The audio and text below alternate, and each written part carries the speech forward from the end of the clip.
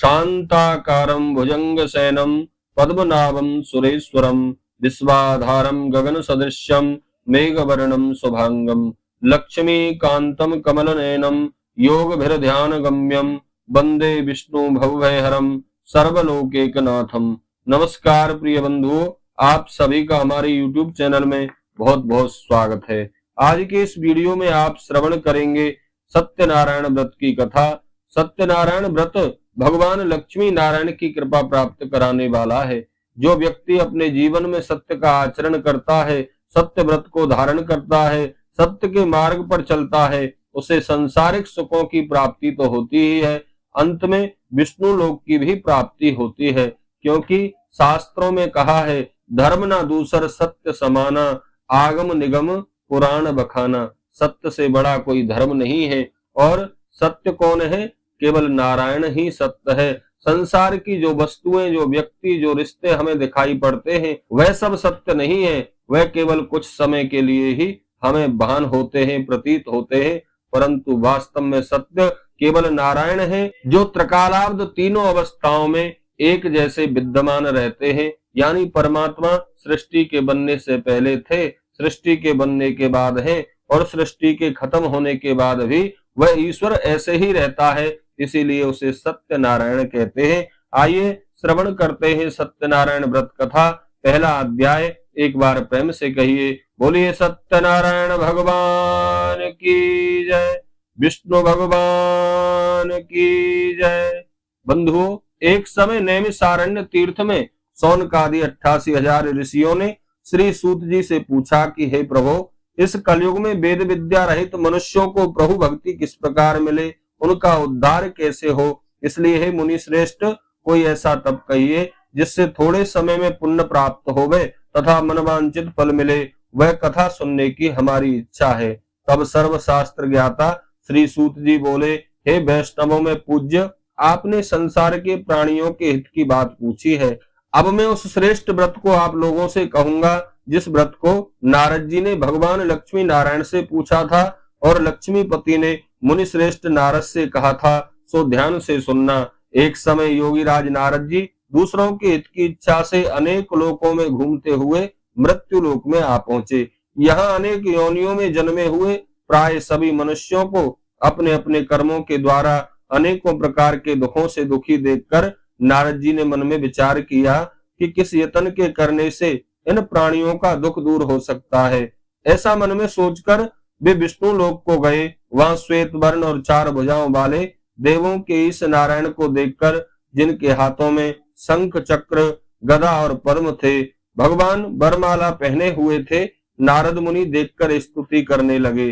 बोले, हे भगवान, आप अत्यंत शक्ति से संपन्न हैं। मन तथा वाणी भी आपको नहीं पा सकती। आपका आदि मध्य अंत नहीं है। हे निर्गुण स्वरूप, सृष्टि के आदि कारण सब भक्तों के कष्टों को दूर करने वाले प्रभु, आपको मेरा नमस्कार है। नारद जी से इस प्रकार स्तुति सुनकर भगवान विष्णु बोले, हे मुनिश्रेष्ठ, आपका किस काम के लिए यहाँ आगमन हुआ है, सो आप निसंकोच कहो। तब नारद मुनि बोले, भगवान, मृत्यु लोक में सभी मनुष्य जो अनेकों योनियों में पैदा हुए हैं, वे अपने अपने कर्मों से अनेकों प्रकार के दुखों से दुखी हो रहे हैं। हे नाथ, यदि आप मुझसे प्रेम करते हैं तो बतलाइए, उन मनुष्यों के सब दुख थोड़े से ही प्रयत्न से कैसे दूर हो सकते हैं। श्री भगवान जी बोले, हे नारद, संसार के मनुष्यों की भलाई के लिए तुमने बहुत अच्छी बात पूछी है। जिस काम के करने से मनुष्य मोह से छूट जाता है, मैं वह कहता हूँ, सुनो। बहुत पुण्य देने वाला, स्वर्ग तथा मृत्युलोक दोनों में दुर्लभ एक उत्तम व्रत है, जो आज प्रेमवश होकर तुमसे कहता हूँ। सत्यनारायण भगवान का यह व्रत अच्छी तरह विधि पूर्वक करके मनुष्य आयु पर्यंत यहाँ सुख भोग कर अंत में मोक्ष को प्राप्त होता है। श्री भगवान के वचन सुनकर नारद मुनि बोले, भगवान, उस व्रत का फल क्या है, क्या विधान है, और किसने यह व्रत किया और किस दिन यह व्रत करना चाहिए, सो विस्तार से कहिए। भगवान बोले, दुख शोक आदि को दूर करने वाला, धन धान्य को बढ़ाने वाला, सौभाग्य तथा संतान को देने वाला यह व्रत सब स्थानों पर विजयी करने वाला है। किसी भी दिन मनुष्य श्रद्धा के साथ भगवान सत्यनारायण की प्रातः काल के समय ब्राह्मणों और बंधुओं के साथ धर्म परायण होकर पूजा करे, भक्ति भाव से नैवेद्य केले का फल, घी, दूध और गेहूं का चून सबाया लेवे, गेहूं के अभाव में साठी का चून, शक्कर तथा गुड़ ले और सब भक्षण योग्य पदार्थों को एकत्रित करके भगवान को अर्पण कर देवे तथा बंधुओं सहित ब्राह्मणों को भोजन कराए, पश्चात स्वयं भोजन करे। नृत्य गीत आदि का आचरण करते हुए भगवान सत्यनारायण का स्मरण करते हुए समय व्यतीत करे। इस तरह व्रत करने पर मनुष्यों की इच्छा निश्चय ही पूरी होती है। विशेषकर कलकाल में भूमि पर यही एक मोक्ष का सरल उपाय है। बोलिए सत्यनारायण भगवान की जय, विष्णु भगवान की जय। दूसरा अध्याय। श्री सूत जी बोले, हे ऋषियों, जिसने पहले समय में इस व्रत को किया है, अब उनका इतिहास कहता हूँ, ध्यान से सुनो। सुंदर काशीपुरी नगरी में एक अत्यंत निर्धन ब्राह्मण रहता था। वह भूख प्यास से बेचैन हुआ नित्य पृथ्वी पर घूमता था। ब्राह्मणों से प्रेम करने वाले भगवान ने ब्राह्मण को दुखी देखकर बूढ़े ब्राह्मण का रूप धर उसके पास जाकर आदर से पूछा, हे विप्र, नित्य दुखी हुआ पृथ्वी पर क्यों घूमता है? हे श्रेष्ठ ब्राह्मण, यह सब मुझसे कहो, मैं सुनना चाहता हूँ। ब्राह्मण बोला, मैं निर्धन ब्राह्मण हूँ, भिक्षा के लिए पृथ्वी पर फिरता हूँ।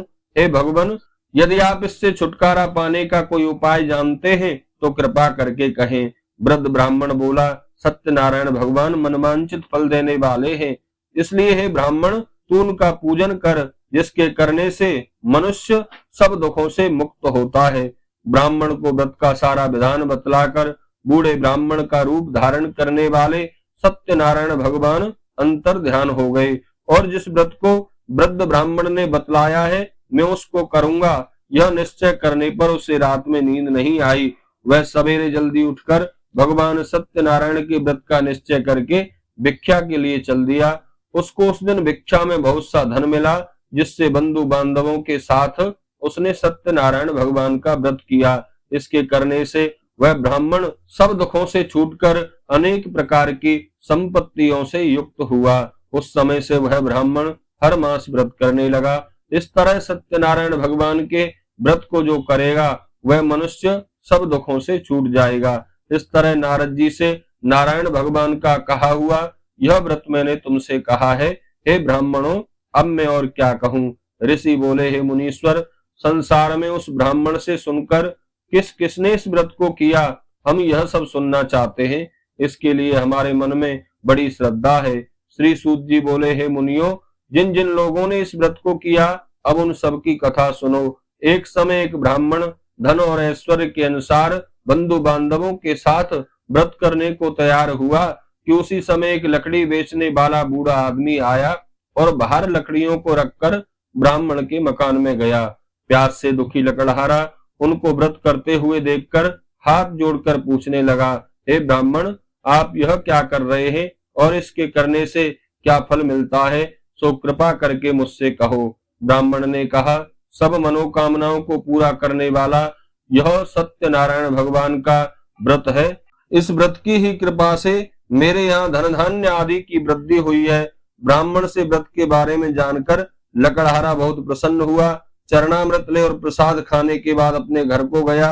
लकड़हारे ने घर जाकर मन में इस प्रकार संकल्प किया कि आज गांव में लकड़ी बेचने से जो धन मिलेगा उसी धन से भगवान सत्यनारायण का उत्तम व्रत करूंगा। यह मन में विचार कर वह बूढ़ा आदमी लकड़ियों को अपने सिर पर रखकर जिस नगर में धनवान लोग रहते थे वह ऐसे नगर में गया। उस रोज भगवान सत्यनारायण की कृपा से उसे उन लकड़ियों का दाम पहले से कई गुना ज्यादा मिला। तब वह बूढ़ा लकड़हारा दाम ले और अति प्रसन्न होकर पके केले, शक्कर, घी, दूध, दही, गेहूं का आटा इत्यादि भगवान सत्यनारायण के व्रत की सब सामग्रियों को लेकर अपने घर गया। फिर उसने अपने भाइयों को बुलाकर विधि के साथ भगवान का पूजन किया, व्रत किया। इस व्रत के प्रभाव से वह बूढ़ा लकड़हारा धन पुत्र आदि से युक्त हुआ और संसार के समस्त सुख भोग कर अंत में वैकुंठ को चला गया। बोलिए सत्यनारायण भगवान की जय। तीसरा अध्याय। श्री सूत जी बोले, हे श्रेष्ठ मुनियों, अब आगे की कथा सुनो। एक समय उल्का मुख नाम का एक बुद्धिमान राजा था। वह सत्य वक्ता और जितेंद्रिय था। प्रतिदिन देवस्थानों पर जाता तथा गरीबों को धन देकर उनके कष्ट दूर करता था। उसकी पत्नी कमल के समान मुख वाली और सती साध्वी थी।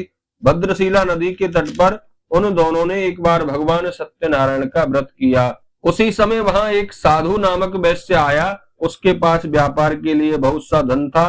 वह नाव को किनारे पर ठहराकर राजा के पास आ गया और राजा को व्रत करते हुए देखकर विनय के साथ पूछने लगा, हे राजन, भक्ति युक्त चित्त से यह आप क्या कर रहे हैं? मेरी सुनने की इच्छा है, सो आप यह मुझे बताइए। राजा बोला, हे साधु, अपने बांधवों के साथ पुत्र आदि की प्राप्ति के लिए यह महाशक्तिवान भगवान सत्यनारायण का व्रत व पूजन किया जा रहा है।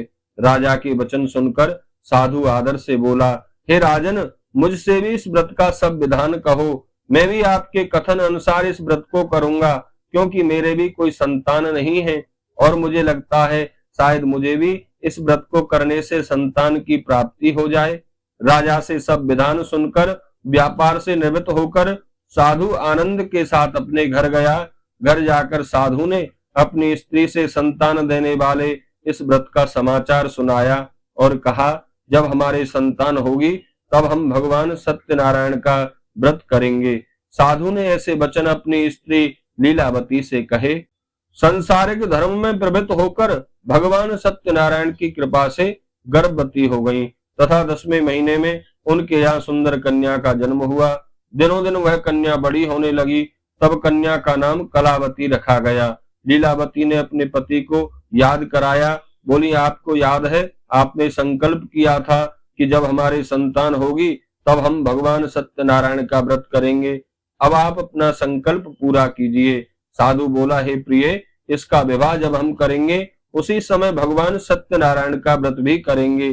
साधु अपनी स्त्री से ऐसे वचन कहकर व्यापार करने परदेश चला गया। परदेश में व्यापार में व्यस्त हो गया। काफी लंबा समय गुजर गया। जब एक बार साधु अपने नगर में वापस लौटा तो नगर में अपनी बड़ी हुई पुत्री को सखियों के साथ खेलता हुआ देखा। साधु ने तुरंत एक दूत बुलाकर कहा, पुत्री के वास्ते कोई सुयोग्य वर देख कर लाओ। साधु की आज्ञा पाकर दूत कंचन नगर पहुंचा और वहां पर बड़ी खोज और देखभाल करके सुयोग्य बाणिक पुत्र को ले आया। उस लड़के को देखकर साधु ने अपने बंधु बांधवों सहित प्रसन्नचित अपनी पुत्री का विवाह उसके साथ कर दिया। लेकिन विवाह के समय में भी भगवान सत्यनारायण का व्रत करना भूल गया। तब श्री भगवान क्रोधित हो गए, श्राप दिया कि तुम्हें दारुण दुख प्राप्त होगा। अपने कार्य में कुशल साधु अपने जमाई के साथ चंद्रकेतु राजा के उस नगर में व्यापार करने के लिए चला गया और वहां व्यापार करने लगा। एक रोज भगवान सत्यनारायण की माया से प्रेरित होकर कोई चोर राजा के धन को चुराकर भागा जा रहा था, किंतु राजा के दूतों को अपने पीछे आता हुआ देखकर चोर ने घबराकर भागते हुए राजा के धन को वहीं चुपचाप रख दिया जहां वो ससुर जमाई ठहरे हुए थे। जब दूतों ने साधु वैश्य के पास राजा के धन को रखा देखा तो वे दोनों को बांध कर ले गए और प्रसन्नता से दौड़ते हुए राजा के समीप जाकर बोले, महाराज, यह 2 चोर हम पकड़ कर लाए हैं, कृपया आप आज्ञा दें। तब राजा की आज्ञा से उन्हें कठिन कारावास में डाल दिया और उनका सब धन छीन लिया। भगवान सत्यनारायण के श्राप द्वारा उनकी पत्नी भी घर पर बहुत दुखी हुई। घर में जो धन रखा था चोर चुरा कर ले गए। शारीरिक व मानसिक पीड़ा तथा भूख प्यास से अति दुखित हो अन्न की चिंता में कलावती एक ब्राह्मण के घर गई। वहां उसने सत्यनारायण भगवान का व्रत होते हुए देखा। फिर कथा सुनी तथा प्रसाद ग्रहण कर रात को घर आई। माता ने कलावती से कहा, हे पुत्री, अब तक कहाँ रही, व तेरे मन में क्या है? कलावती बोली, हे माता, मैंने एक ब्राह्मण के घर सत्यनारायण का व्रत होते हुए देखा है। कन्या के वचन सुनकर लीलावती भगवान के पूजन की तैयारी करने लगी। लीलावती ने परिवार और बंधुओं सहित सत्यनारायण भगवान का पूजन किया। वर मांगा कि मेरे पति और दामाद शीघ्र ही घर आ जाएं। साथ ही प्रार्थना की कि हम सबका अपराध क्षमा करो। भगवान सत्यनारायण इस व्रत से संतुष्ट हो गए और राजा चंद्रकेतु को स्वप्न में दर्शन देकर कहा, हे राजन, दोनों वैश्यों को प्रातः ही छोड़ दो और उनका सब धन जो तुमने ग्रहण किया है उसे वापस दे दो। नहीं तो मैं तेरा धन, राज्य, पुत्र आदि सब नष्ट कर दूंगा। राजा से ऐसे वचन कहकर भगवान अंतर ध्यान हो गए। प्रातः काल राजा चंद्रकेतु ने सभा में आके अपना स्वप्न सुनाया। फिर दोनों बाणिक पुत्रों को कैद से मुक्त कर सभा में बुलाया। दोनों ने आते ही राजा को नमस्कार किया। राजा मीठे वचनों से बोला, हे महान भावो, कारण बस ऐसा कठिन दुख तुम्हें प्राप्त हुआ है, परंतु अब तुम्हें कोई भय नहीं है। ऐसा कहकर राजा ने उनको नए नए वस्त्र आभूषण पहनाए तथा उनका जितना धन लिया था उससे दुगना धन देकर आदर सहित विदा कर दिया। दोनों वैश्य अपने घर की ओर चल दिए। बोलिए सत्यनारायण भगवान की जय। चौथा अध्याय। श्री सूत जी बोले, वैश्य ने मंगलाचार करके यात्रा प्रारंभ की और अपने नगर की ओर चला। उनके थोड़ी दूर निकलने पर दंडी बेशधारी सत्यनारायण भगवान ने उनसे पूछा, हे साधु, तेरी नाभ में क्या है? अभिमानी बाणिक हंसता हुआ बोला, हे दंडी, आप क्यों पूछते हो? क्या धन लेने की इच्छा है? मेरी नाभ में तो बेल पत्ते आदि भरे हुए हैं। वैश्य का कठोर वचन सुनकर भगवान ने कहा, तुम्हारा वचन सत्य हो। दंडी ऐसा कहकर वहां से कुछ दूर चले गए और कुछ दूर जाकर समुद्र के किनारे बैठ गए। दंडी के जाने पर वैश्य ने नित्य क्रिया करने के बाद नाव को जब ऊंची उठी देखा तो अचंभे में पड़ गया और नाव में बेल पत्ते आदि देखकर मूर्छित होकर जमीन पर गिर पड़ा। फिर मूर्छा खुलने पर अत्यंत शोक प्रकट करने लगा। तब उसका दामाद बोला, आप शोक ना करें, यह दंडी का श्राप है, अतः हमें उनकी शरण में चलना चाहिए, तभी हमारी मनोकामना पूरी होगी। दामाद के वचन सुनकर साधु बाणिक दंडी भगवान के पास पहुंचा और अत्यंत भक्ति भाव से नमस्कार करके बोला, हे भगवान, आपकी माया से मोहित ब्रह्मा आदि भी आपके रूप को नहीं जानते, तब मैं अज्ञानी कैसे जान सकता हूँ। आप प्रसन्न होइए, मैं अपने सामर्थ्य के अनुसार आपकी पूजा करूंगा, मेरी रक्षा करो और पहले के समान नौका में धन भर दो। उसके भक्ति युक्त वचन सुनकर भगवान प्रसन्न हो गए और उसकी इच्छा अनुसार वर देकर अंतर ध्यान हो गए।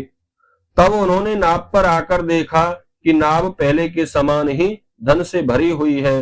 फिर वह भगवान सत्यनारायण का पूजन कर साथियों सहित अपने नगर की ओर चल दिया। जब अपने नगर के निकट पहुंचा तब एक दूत को घर भेजा।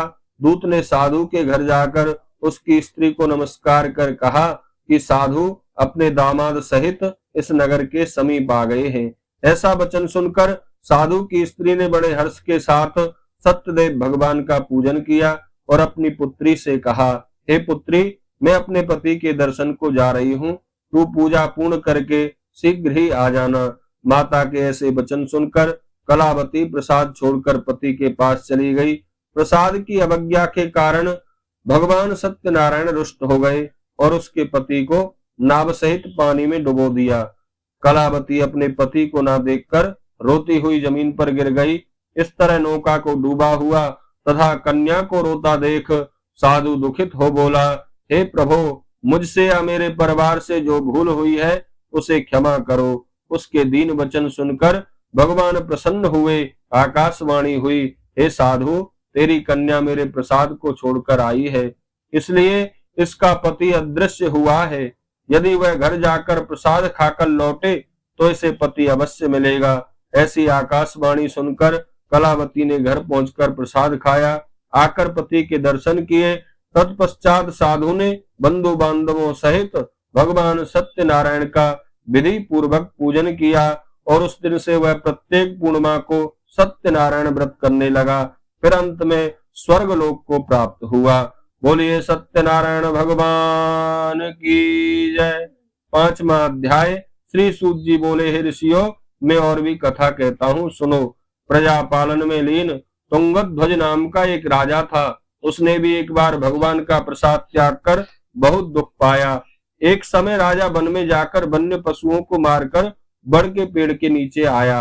वहां उसने ग्वालों को भक्ति भाव से बांधवों सहित सत्यनारायण भगवान का व्रत और पूजन करते हुए देखा, परंतु राजा देखकर भी अवमानवश वहां नहीं गया और ना ही नमस्कार किया। जब ग्वालों ने भगवान का प्रसाद उसके सामने रखा तो वह प्रसाद को त्याग कर अपनी सुंदर नगरी को चला गया और वहीं उसने अपना सब कुछ नष्ट पाया। तब वह जान गया कि यह सब भगवान ने किया है। तब वह विश्वास कर ग्वालों के समीप गया, विधि पूर्वक पूजन कर प्रसाद खाया तो भगवान सत्यनारायण की कृपा से सब कुछ पहले जैसा था वैसा ही हो गया और फिर दीर्घ काल तक सुख भोग कर अंत में स्वर्ग को गया। जो मनुष्य इस परम दुर्लभ व्रत को करता है, भगवान सत्यनारायण की कृपा से उसे धन धान्य की प्राप्ति होती है तथा सब मनोरथ पूर्ण होकर अंत में वैकुंठ धाम की प्राप्ति होती है। जिन्होंने पहले इस व्रत को किया, अब उनके दूसरे जन्म की कथा कहता हूँ। वृद्ध सतानंद ब्राह्मण ने सुदामा का जन्म लेकर मोक्ष को पाया। उल्कामुख नाम का राजा दशरथ होकर वैकुंठ को प्राप्त हुआ। साधु नाम के वैश्य ने मोरध्वज बनकर अपने पुत्र को आरे से चीरकर मोक्ष को प्राप्त किया और महाराज तुंगध्वज ने स्वयंभू होकर भगवान में भक्ति युक्त कर्म करके मोक्ष को प्राप्त किया। बोलिए सत्यनारायण भगवान की जय।